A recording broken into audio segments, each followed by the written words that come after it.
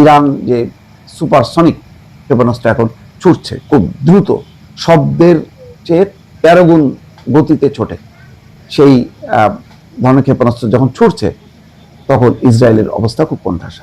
গুরুত্বপূর্ণ একটা খবর দর্শক, যুক্তরাষ্ট্র এবং ইসরায়েলের হাতছাড়া হতে পারে ইরান যুদ্ধের নিয়ন্ত্রণ।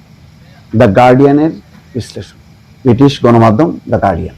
তার মানে বুঝতে পারছেন যে এই যুদ্ধের নিয়ন্ত্রণ কিন্তু আর আমেরিকা বা যুক্তরাষ্ট্র এবং ইসরায়েলের হাতে নেই। যে তার মধ্যে পরিষ্কার ট্রাম্পের সাম্প্রতিক অস্থিরতা দেখছেন, সে ব্রিটেনকে গালাগালি করছে, পশ্চিমাদেরকে হুমকি দিচ্ছে যে ন্যাটো থেকে বের হয়ে আসবে আমেরিকা বের হয়ে আসলে এটা দুর্বল হয়ে যাবে, নানাভাবে হুমকি ধামকি দিচ্ছে। তার মানে হচ্ছে আমেরিকা নিজের উপর আর কনফিডেন্স পাচ্ছে না যে সে হরমুজ প্রণালী রক্ষা করা বা ইরানকে পর্যুদস্ত করার ক্ষমতা রাখে। প্রচুর 2-3 হাজার লক্ষ্যবস্তুতে, পেন্টাগন বলছে প্রায় 2000-এর উপরে লক্ষ্যবস্তুতে হামলা করছে। একটা দেশে 2000-এর লক্ষ্যবস্তু।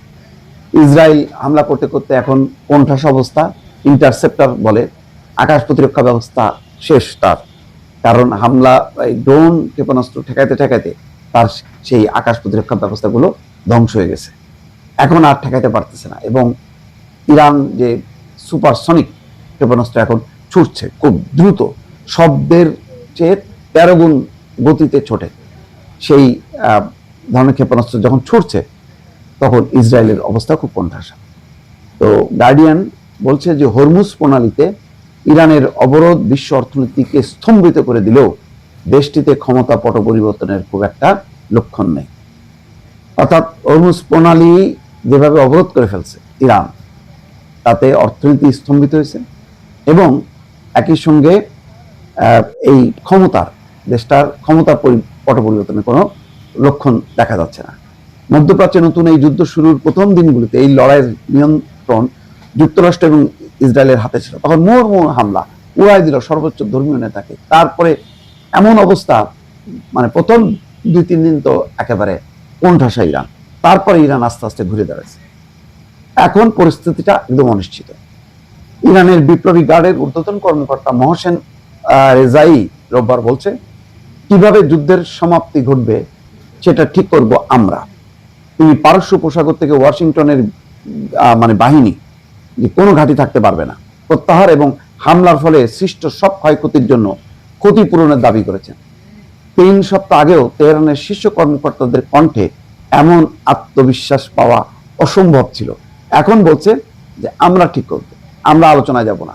কখন আলোচনায় যাব না, যুদ্ধ কিভাবে ঠিক হবে আমরা নির্ধারণ করব এবং নেতানিয়াহুর শেষ দেখে আমরা ছাড়ব। ইসরায়েলের আকস্মিক হামলায় সর্বোচ্চ নেতা আয়াতুল্লাহ আলী খামেনির মৃত্যুর মধ্য দিয়ে এই যুদ্ধের সূচনা হয়।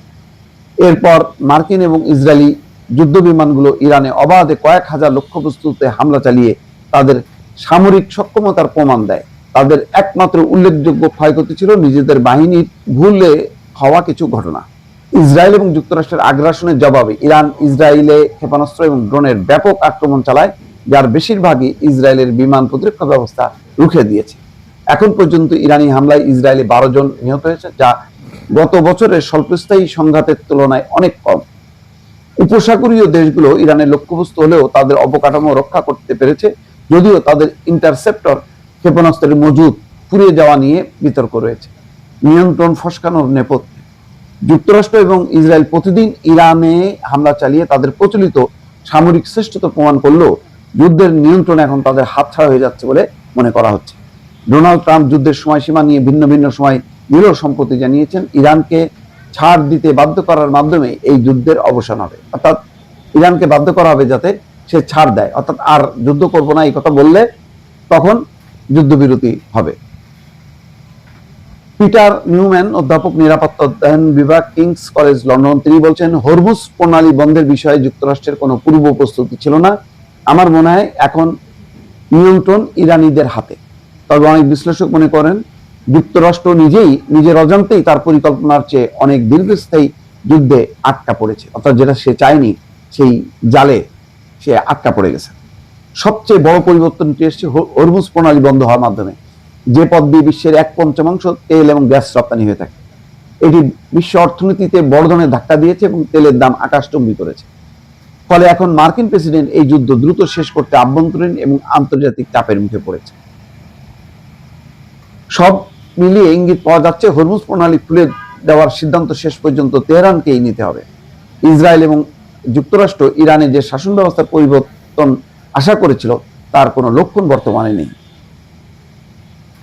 জেরুজালেমের হিব্রু ইউনিভার্সিটির সামরিক ইতিহাসের অধ্যাপক ড্যানি ওরবাক অবশ্য মনে করেন এখনো ইসরায়েল এবং যুক্তরাষ্ট্রই যুদ্ধের গতিপথ নিয়ন্ত্রণ করছে। তার মধ্যে ইরানের ক্ষেপণাস্ত্র উৎক্ষেপণ ব্যবস্থা শেষ হয়ে আসায় তেহরান বাধ্য হয়ে যুদ্ধ ছড়িয়ে দিচ্ছে, তাতে এটি কোনোভাবে থামানো যায়।